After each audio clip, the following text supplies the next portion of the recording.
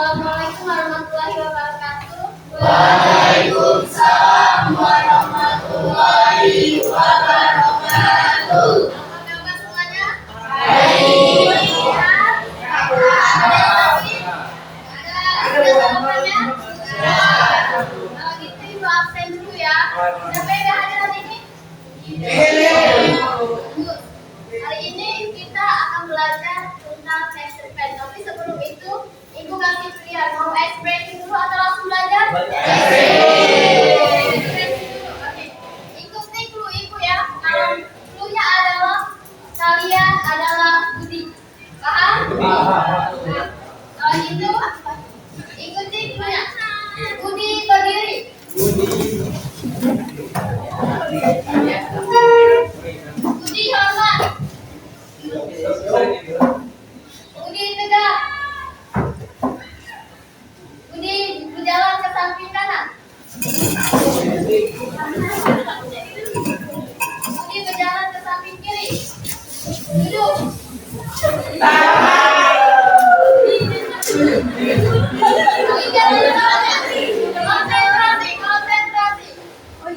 Konsentrasi. Cluenya adalah kalian adalah Budi. Budi duduk. Budi berdiri. Budi hormat. Budi selangkah ke kanan. Budi selangkah ke depan. Budi selangkah ke belakang.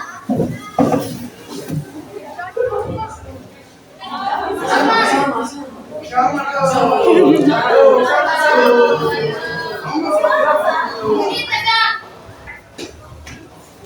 Hormat. Budi berjalan ke samping kiri. Duduk. Hormat. Budi hormat. Budi duduk. Oke. Awalnya aja yang agak kurang konsentrasi ujung-ujungnya baru kan. Budi sudah nggak ada Budi lagi. Baik, ibu tanya kemarin kita belajar apa? Text pen. Kemarin hari Senin. Ya, hari ini kita akan mengulang kembali materi text pen. Mengingat-ingat kembali materi text pen. Siapa tahu nanti ujian text pennya bakal di soal-soal ulangan. Kalau begitu, ada yang tahu apa itu cerpen? Tahu. Tapi sebelum itu ibu tanya dulu. Ada yang pernah baca cerpen? Tahu. Nah, siapa yang pernah baca cerpen? Berat apa? Cerpen apa yang pernah dibaca? Pengakuan di Pagari Lihat itu tentang apa itu? tentang terorisme. Tentang teroris. Yang lain ada yang pernah baca cerpen? Siapa? Andre. Tentang aroma kopi dari Tanah Gayo. Nagayo. Tentang apa itu? Menceritakan tentang kedesaan. Ya, kalau kalian pernah menulis cerpen? Nah, coba ibu tanya sama Jihan. Cerpen apa yang pernah ditulis? Ya, cerpen apa itu?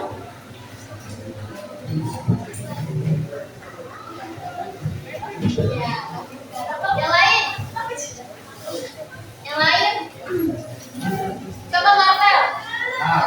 Cerpen apa yang pernah kamu tulis, Mel?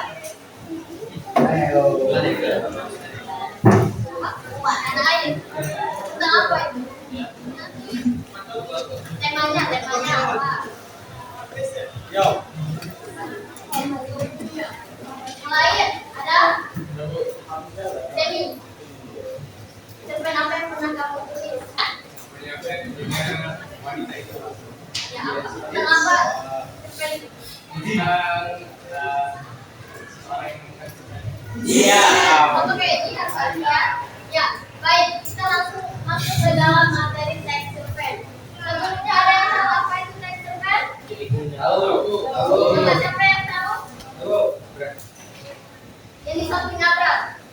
Ibu mau tanya, apa itu cerpen menurut kamu? jumlah katanya kurang lagi 10.000 dan bisa diselesaikan dengan sekali dulu. Ya, bagus sekali. Coba di PPT itu ada pengertian cerpen. Ada yang mau membacanya? Siapa? Pengertian cerpen. Menurut Kamus Besar Bahasa Indonesia, cerita pendek atau cerpen adalah usaha cerita berulang kali 1000 kata yang memberikan kesan tunggal yang dominan dan memusatkan diri pada satu tokoh dalam satu situasi. Berdasarkan pengertian tersebut, cerpen dapat selesai dibaca dalam sekali.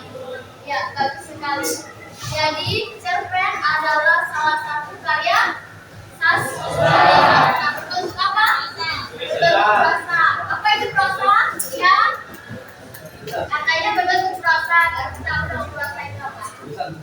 Berbentuk tulisan. Jadi, cerpen adalah salah satu karya sastra berbentuk prosa. Berbentuk prosa itu berbentuk tulisan. Ya, cerpen kalau dibaca dalam sekali itu bisa selesai? Bisa. Dalam waktu berapa menit? Ada yang tahu? 30 menit. 30 menit paling lama ya. Sesuai dengan isi ceritanya. Baik, selanjutnya setelah pengertian cerpen, berarti ada ciri cerpen. Ada yang tahu ciri cerpen? Coba, nanti Abra. Jadi satu semi. Ciri cerpen itu ada. Pertama itu cerita fiktif, yang kedua itu jumlah kata yang terbatas, tidak lebih dari 10 kata, yang kedua itu fokus pada satu konflik. Yang keempat, kecerdasan tokoh terdiri dari tokoh utama dan pendukung. Kedua itu gaya bahasa yang ada, atau bahasa yang efektif dan tidak bertele-tele. Terakhir itu bisa mengalah. Ya, coba yang lain. Nadine Fahri, menurut kamu ciri cerpen apa aja? Yang kamu tahu? Sepengetahuan kamu aja. Minimal 3 ya yang kalian tahu tentang ciri-ciri cerpen. Apa aja itu? Ya. Ya, benar. Terakhir. Ya, konfliknya cuma fokus pada satu permasalahan. Jadi ciri-ciri cerpen juga ada ceritanya yang fiktif. Kalau ceritanya dari ternyata boleh? Boleh. Tapi pada umumnya cerpen itu adalah cerita fiktif atau cerita hayalan. Yang kedua ada jumlah katanya yang terbatas. Berapa jumlah kata yang terbatas? Tidak lebih dari 10.000 kata. Kalau lebih dari 10.000 kata itu termasuk ciri-ciri cerpen nggak? Enggak. Karena dalam ciri-ciri cerpen jumlah katanya yang terbatas. Kalau di bawah 10.000 kata boleh? Boleh. Lanjut, ada fokusnya pada satu konflik. Seperti kata Fahri tadi, konfliknya hanya fokus pada satu peristiwa. Yang keempat ada keterbatasan tokoh. Tokohnya sendiri apa aja? Tokoh utama. Tokoh utama dan juga tokoh pendukung. Tokoh pendukungnya boleh banyak nggak? Hanya terbatas. Boleh banyak tapi tidak terlalu banyak untuk jalan cerita. Yang keempat, yang kelima, ada gaya bahasa yang digunakan dalam cerpen itu seperti apa? Yang bagus, yang bagus, yang tidak bertele-tele dan juga lebih efektif dan tidak berbelit-belit dalam menulis cerpen. Dan terakhir memberikan kesan yang mendalam. Dalam membuat cerpen maupun membaca cerpen harus memberikan kesan yang mendalam. Selanjutnya, setelah itu ada apa lagi? Unsur-unsur. Ada berapa unsur? Satu. Tokoh dan penopang.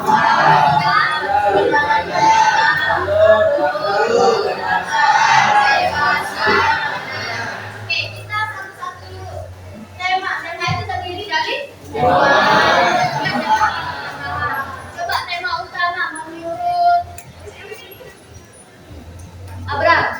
Apa Bra? Tema utama Bra?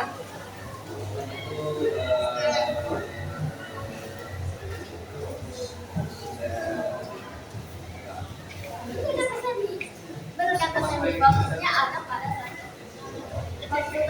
satu cerita dalam mencakupi sebuah cerpen atau mencakupi seluruh isi cerpen itu yang dinamakan tema utama.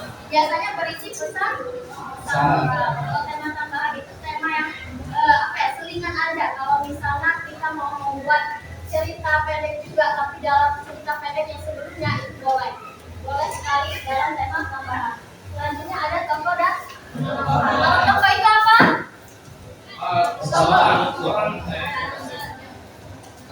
Karakter. Karakter, peran, individu. Itu yang dinamakan dengan tokoh. Tokoh juga ada tokoh utama dan juga tokoh. Apa itu peran?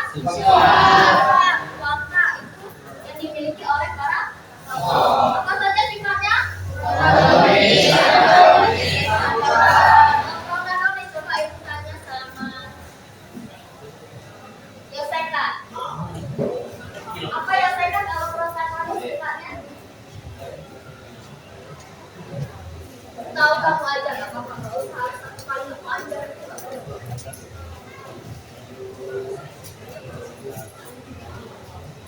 Apakah? Lupa, coba yang lain. Nadim Islami. Apa Nadim? Protagonis loh, antagonis, tidak pulang. Ya.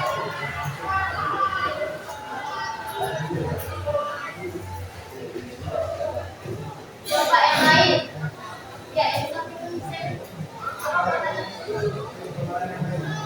Ya, watak yang baik, watak yang sangat dicerminkan dalam satu tokoh. Mau tokoh utama ataupun tokoh? Kalau antagonis siapa? Ayo Nadim Fahri. Ya, berbanding terbalik dengan sifat protagonis yang baik. Sifat yang dimiliki oleh biasanya tokoh yang memiliki sifat antagonis itu sifat yang tidak baik. Selanjutnya ada campuran. Kalau campuran apa? Bisa baik, bisa buruk. Tergantung situasi, tergantung kondisi pada satu tokoh. Selanjutnya ada alur sudut pandang bercerita. Ada apa aja sudut pandang itu? Sudut pandang pertama dan juga sudut pandang orang ketiga. Coba kalau sudut pandang orang pertama, contohnya apa, Alri?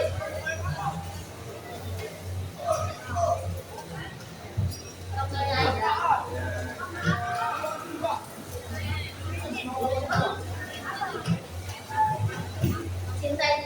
Menceritai diri sendiri. Contohnya aku, saya, gue, itu termasuk sudut pandang orang pertama. Bisa buat contoh kalimatnya? Aku dari aku aja. Pertama aku.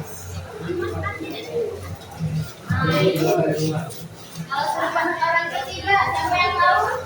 Nemi. Dia tuh orang lain. Yang menceritakan orang nggak sebenarnya kan? Ya, coba kalau kamu buat satu kalimat tentang sudut pandang orang ketiga. Andre belum mengerjakan tugas. Ya, kemudian Andre telah mengerjakan tugas. ya itu salah satu kalau sudut pandang orang ketiga. Selanjutnya ada alur. Alur terbagi menjadi dua. Apa aja itu? Nah, jadi satu ada alur maju, dan campuran itu alurnya boleh maju, boleh juga mundur. Selanjutnya ada tahap alur. Apa saja tahap alurnya?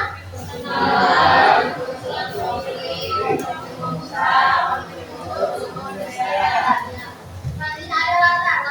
Ada tiga, latar tepat. Coba latar waktu dulu, latar waktu. Siapa yang bisa memberikan contoh? Yang di belakang. Ya, latar waktu. Contohnya. Pada siang hari, dia pergi makan ke restoran. Ya, itu salah satu contoh waktu. Latar tempat. Siapa yang memberikan contoh?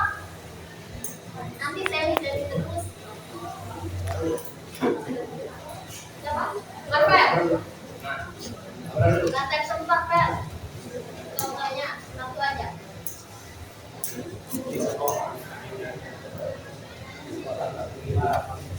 Nah, di tiga sama.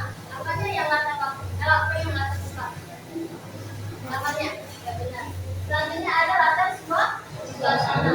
Suasana dalam suatu cerita itu pasti memiliki banyak suasana. Coba sebut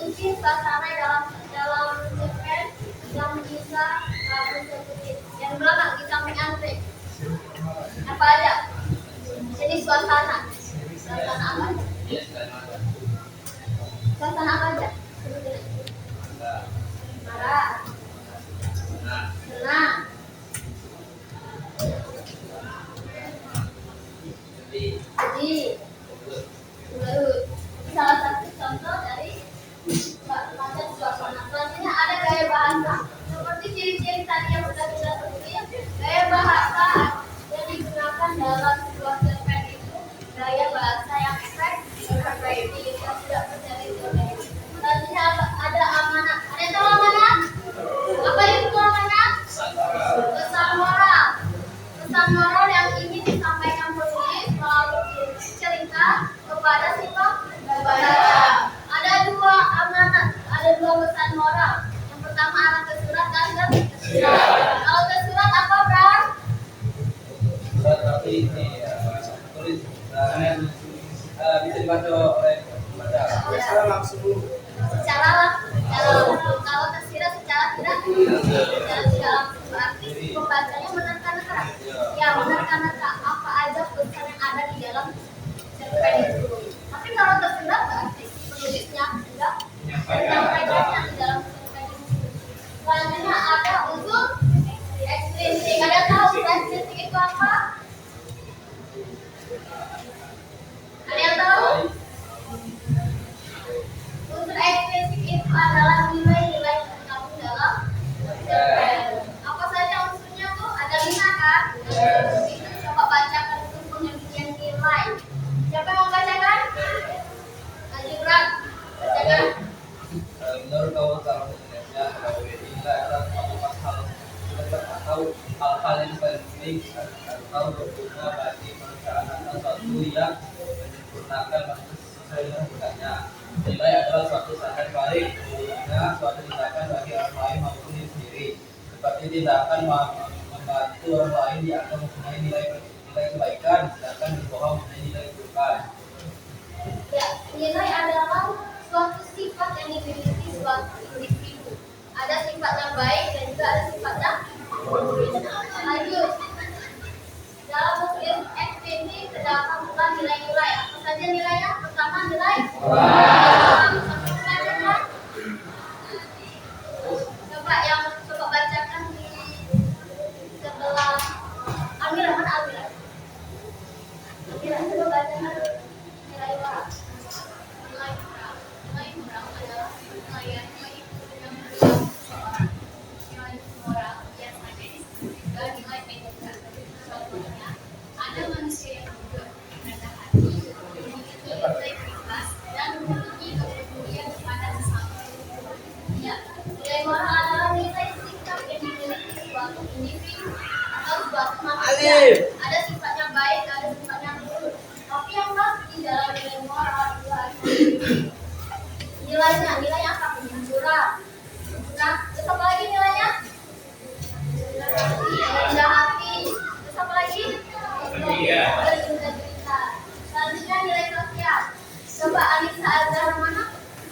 Anissa, bacakan nilai sosial.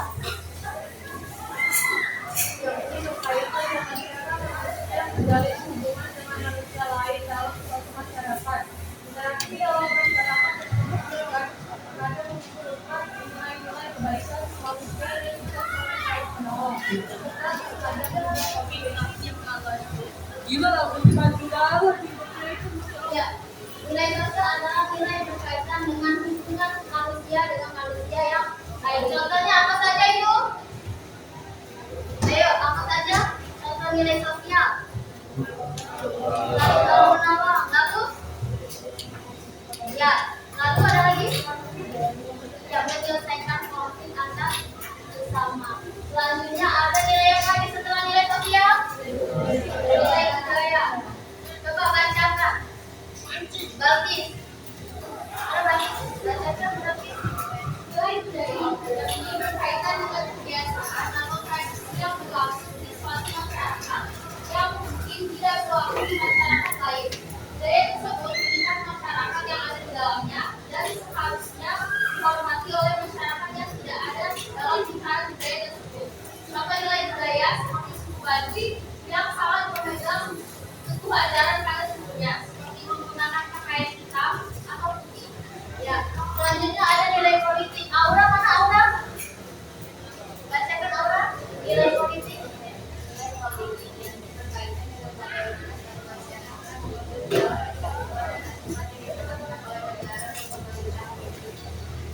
contoh nilai politik apa saja orang yang ada di Indonesia?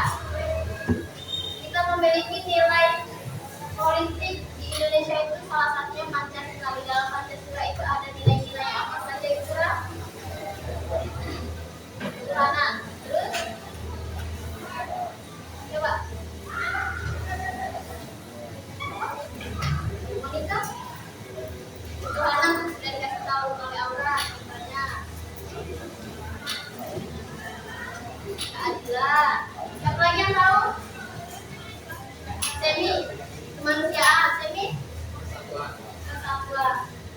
Selanjutnya ada nilai agama. Daliau, mana Daliau? Nilai agama, bacakan nilai agama. Jadi kita itu dalam aturan yang diatur dari berbagai agama yang nilainya berbeda antar agama. Aturan atau ketentuan tersebut harus dilakukan oleh para pemeluknya. Ya. Nilainya apa aja kalau dalam agama?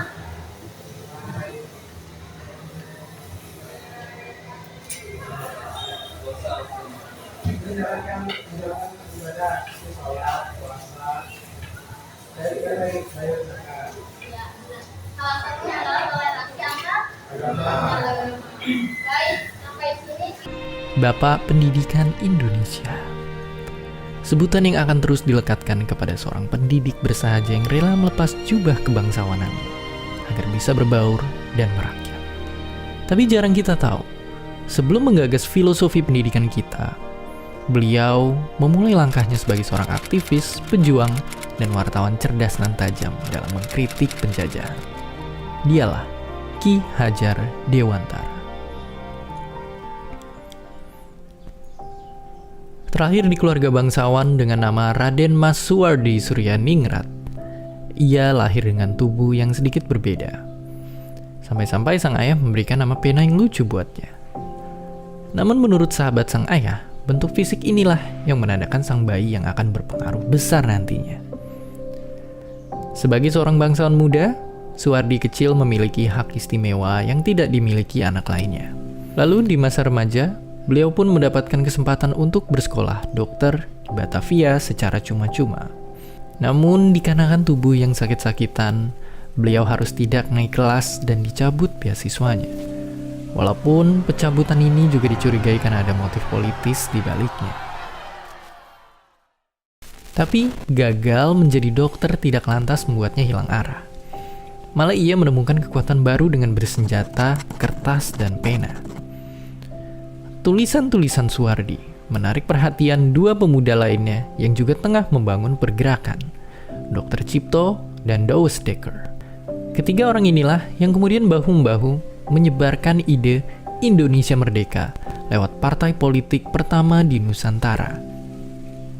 Ibarat mendapatkan angin, di sana Suwardi semakin garang mengkritik ketidakadilan yang menimpa bangsanya. Puncaknya, ia menuliskan sebuah kritik tajam yang ditujukan kepada bangsa penjajah. Tulisan yang sangat ironis menyindir perayaan kemerdekaan Belanda di atas tanah sebuah bangsa yang sedang mereka jajah dengan ongkos yang juga harus dibayar oleh orang-orang tertindas. Merahlah wajah dan telinga Belanda. Suara lantang Suwardi dianggap sudah keterlaluan. Bersama rekan seperjuangan, 3 serangga itu pun dibuang ke negeri Belanda. Raga boleh diasingkan, tapi bara dalam jiwa tegar menyala. Di tengah pengasingan, Suwardi justru tercerahkan. Ia mengenal gagasan pendidikan dari tokoh-tokoh besar yang ide-idenya kelak membawanya ke arena juang yang sama. Kembali ke tanah air, jalan terjal masih dihadapinya. Suwardi lagi-lagi harus berhadapan dengan pihak pemerintah kolonial. Celakanya, kali ini ia harus sampai mendekam di penjara. Tapi dari balik jeruji, hatinya gelisah mendengar kabar sang istri yang mengalami pendarahan parah sehabis melahirkan anak ketiga. Lalu, disinilah titik balik itu. Pada satu kesempatan, sang istri mengingatkan Suwardi tentang janjinya kepada sang guru agar mau mendidik kaumnya yang masih tertindas. Bagai mendapat ilham, Suwardi pun segera bersiap lahir menjadi sosok yang baru. Ya, ketika bebas, ia lekas mendirikan sebuah sekolah. Taman Siswa namanya. Sebuah cara perjuangan yang ia pilih untuk memperkuat rakyat dengan senjata terhebat, pendidikan. Ia juga menanggalkan nama kelahirannya, menggantinya dengan nama panggilan yang setara, Ki Hajar Dewantara. Mimpinya sangat besar dan melampaui zaman. Cita-cita untuk meraih kemerdekaan bukan hanya merdeka dari penjajahan bangsa-bangsa, tapi juga kebodohan yang memenjara. Inilah sumbangsih terbesar yang membuatnya dikenang sebagai Bapak Pendidikan Indonesia kelak. Perjuangan melawan penjajah tidak melulu dengan senjata.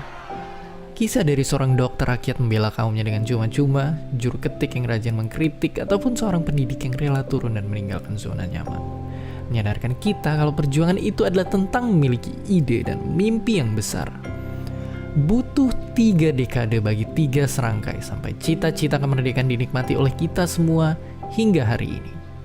Sekarang, giliran kita untuk menentukan mimpi dan cita-cita besar bagi Indonesia. Ada yang tahu siapa mangga utama dari definisi bangsa kita kita? Tema tentang apa itu? Tentang pendidikan. Tentang Perjuangan. tentang perjuangan. Tentang apa lagi? Tentang penjajahan yang ada di dalamnya. Terus apa saja yang dialami pihak dari Rantara sampai ia menjadi seorang pendidikan, menjadi bapak pendidikan Indonesia? Ada yang tahu perjalanannya apa saja? Berat? Apa berat? Semi? Salah satunya dia pasti mengalami kegagalan kan? Gagal dari apa? Gagal dari dokter sampai ia jadi jurnalis dan baru menjadi seorang bapak. Baik, sampai ini paham materi teks cerpennya? Paham. Kalau paham, itu yang akan bertanya. Coba ikut tanya sama Ahmad. Mas, apa materi teks cerpennya?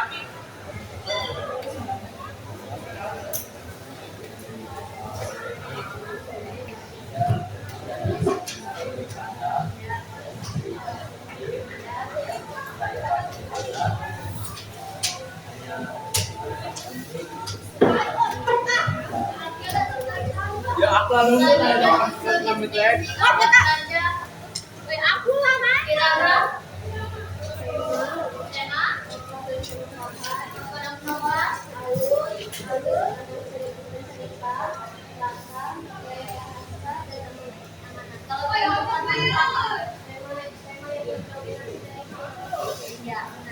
Selanjutnya untuk ekspresi. Coba ibu tanya sama Vanessa. Mana Vanessa? Unsur ekstensi apa itu? Apa? Ada berapa unsur ekstensi, Vanessa? Coba kalau saya tahu. Tadi saya bilang. Sekarang ada. Kira-kira unsur ekstensi ada berapa? Ada 5. Apa saja itu?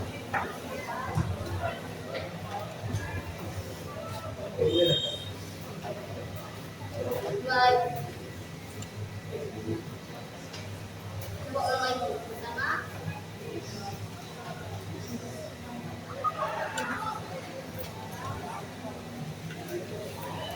Coba yang lain, ada yang tahu?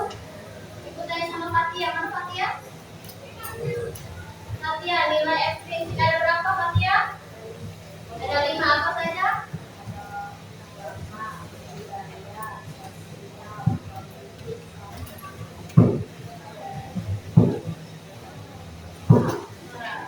Selanjutnya kita isi soal-soal yang sudah diberikan.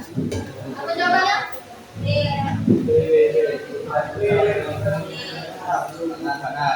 Planning pekerjaan. Kiri, kiri. Kiri, Bu, kiri. Kiri, Bu. Kanan, kanan. Kiri, kiri, kiri, kiri, kiri. Kiri, Bu, kiri, Bu. Kiri, Bu. Kiri salah, Bu, kiri. Kanan, kanan. Kanan, kanan. Mulai, Bu, mulai, Bu.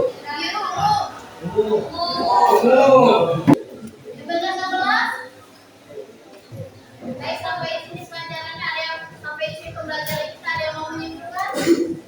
Kesimpulan dari pembelajaran kita pada siang hari ini, kita sudah mengerti bagaimana apa saja jenis cerpen, pengertian cerpen, dan juga unsur unsur X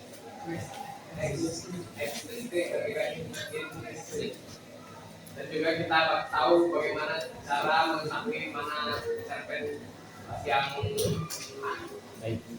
baik. Baik. Baik, terima kasih Semi. Sampai di sini kita cukupkan dulu pembelajarannya. Minggu